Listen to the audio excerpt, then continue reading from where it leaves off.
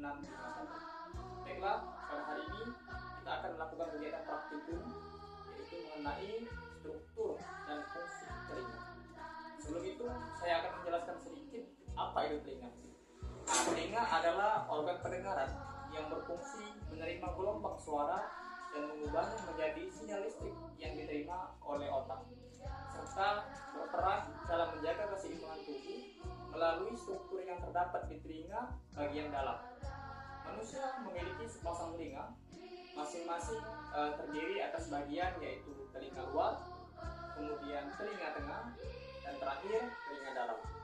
Nah, tujuan dari kegiatan praktikum ini yaitu untuk mengetahui bagian-bagian yang menyusun telinga beserta fungsinya. Ada bahan pada kegiatan praktikum pada hari ini, yaitu yang pertama gambar struktur alat pendengaran manusia. Di sini telah saya sediakan. Kemudian lembar pengamatan dan yang terakhir alat tulis. Untuk cara kerja pada kegiatan praktikum ini ialah yang pertama kita akan memperhatikan gambar struktur alat pendengaran manusia seperti gambar yang telah saya siapkan. Yang kedua, di sini telah saya beri nama dan nanti saya akan jelaskan bagian-bagian mulai dari telinga luar, kemudian telinga tengah, dan terakhir telinga dalam. Dan terakhir kita akan masukkan hasil pengamatan ini ke dalam tabel pengamatan. Baiklah teman-teman, bagian pertama yaitu adalah telinga luar. Nah, telinga luar ini merupakan bagian yang berguna sebagai penangkap getaran suara.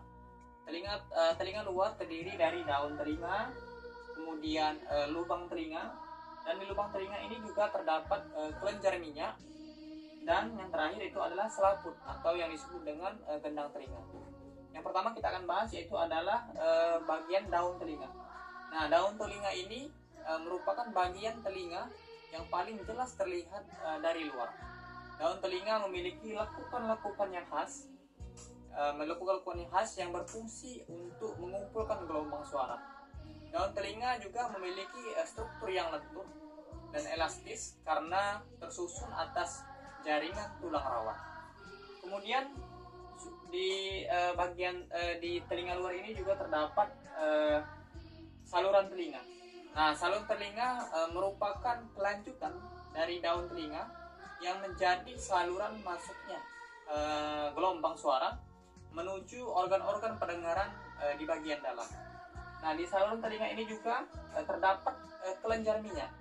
Nah, kelenjar minyak itu yaitu untuk menghasilkan minyak serumen yang berfungsi untuk menangkap partikel debu untuk menghalangi masuknya air.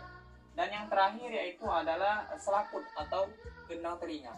Nah, gendang telinga ini akan bergetar ketika menerima gelombang suara yang datang. Getaran atau vibrasi dari gendang telinga akan diteruskan menuju tulang-tulang pendengaran. Nah, selanjutnya teman-teman yaitu kita akan membahas mengenai telinga tengah. Telinga tengah berupa rongga yang berisi udara. Telinga tengah terdiri dari selaput pendengaran atau gendang telinga, kemudian tulang-tulang pendengaran, dan saluran estatius. Bagian selanjutnya teman-teman yaitu adalah telinga tengah. Nah, telinga tengah ini berupa rongga yang berisi udara. Telinga tengah terdiri dari selaput pendengaran atau gendang telinga, kemudian tulang-tulang pendengaran, dan saluran estatius. Tulang-tulang pendengaran terdiri dari tulang martil.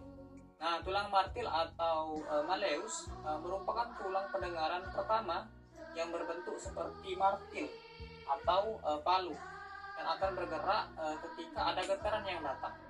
Fungsi tulang martil memiliki peran yang sangat penting dalam proses pendengaran, yaitu mengubah getaran mekanis dari gelombang suara menjadi sinyal yang dapat diproses lebih lanjut oleh sistem saraf dan diterima oleh otak. Kemudian ini adalah tulang landasan atau incus. Di sini teman-teman bisa perhatikan dekat dengan tulang martil. Nah, tulang landasan atau incus ini merupakan tulang pendengaran kelanjutan dari tulang martil yang memiliki fungsi mentransmisikan dan memperkuat getaran suara yang memungkinkan kita untuk mendengarkan suara dengan jelas dan akurat. Dan yang terakhir di bagian telinga tengah ini yaitu adalah tulang sangurdi, bisa teman-teman lihat, atau disebut dengan stapes. Ini adalah bagian penting dalam sistem pendengaran yang berfungsi untuk mentransmisikan getaran suara dari tulang landasan ke koklea di telinga dalam, serta membantu memperkuat dan meningkatkan efisiensi penghantaran suara. Nah, keberadaannya mungkin kita mendengar suara dengan jelas dan akurat. Bagian terakhir yaitu adalah telinga dalam. Nah, telinga dalam adalah bagian terdalam dari sistem pendengaran manusia dan berfungsi untuk dua hal utama, pendengaran dan keseimbangan tubuh. Telinga dalam terdiri dari komponen utama, koklea atau pendengaran, dan sistem vestibular atau keseimbangan. Bagian-bagian yang terdapat dalam telinga, yaitu yang pertama itu adalah jendela opal. Nah, jendela opal ini merupakan membran berbentuk opal pada permukaan koklea. Jendela opal adalah struktur yang sangat penting dalam proses pendengaran. Fungsi utamanya adalah untuk menerima getaran suara yang diteruskan oleh tulang sangurdi dan mentransmisikannya ke cairan dalam koklea, yang akhirnya mengubah getaran tersebut menjadi impuls listrik yang diproses oleh otak sebagai suara. Nah, tanpa jendela opal ini, proses pengantaran suara ke telinga dalam tidak akan berjalan dengan baik, dan akhirnya pendengaran kita akan terganggu. Selanjutnya yaitu bagian selanjutnya itu adalah rumah sikut atau yang disebut dengan koklea. Nah, ini merupakan saluran berbentuk seperti rumah sikut di telinga dalam. Koklea mempunyai dua ruangan besar, yaitu saluran vestibuler dan bagian atas, dan saluran timpani di bagian bawah, yang dipisahkan oleh ductus cochleae yang berukuran lebih kecil. Nah, saluran vestibuler dan timpani berisi cairan perilimpa, sedangkan ductus cochleae berisi cairan endolimpa. Selanjutnya itu adalah organ koktil. Nah, organ koktil ini terletak di ductus cochleae. Organ koktil mengandung sel reseptor telinga yang akan menerima getaran dan mengubahnya menjadi impuls listrik untuk dihantarkan ke otak. Nah, sel reseptor tersebut memiliki rambut yang menjulur ke dalam ductus cochleae. Rambut tersebut beraut ke membran tektorial yang menggantung di atas organ korti. Kemudian itu adalah jendela bundar. Nah, jendela bundar ini merupakan ujung dari koklea yang akan menjadi akhir dari getaran suara, karena getaran menumbuk jendela bundar akan menghilang. Bagian selanjutnya yaitu adalah vestibula.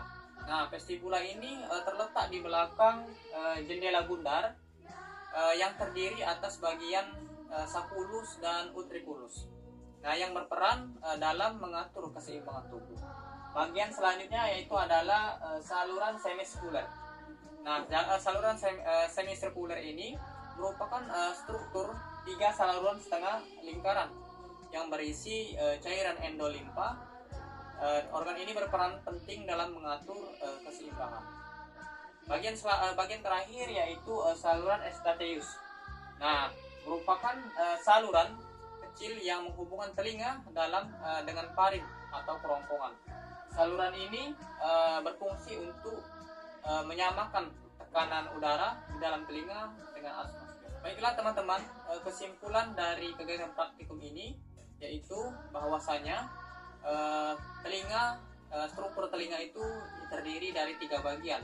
Yang pertama itu adalah telinga luar, kemudian telinga tengah, dan terakhir itu adalah telinga dalam. Mungkin itu saja penjelasan singkat saya mengenai struktur dan fungsi telinga. Bila ada kata-kata salah maupun perbuatan saya mohon maaf. Kepada Allah Subhanahu wa taala saya mohon ampun. Saya akhiri, wabillahi taufiq wal hidayah. Wassalamualaikum warahmatullahi taala wabarakatuh.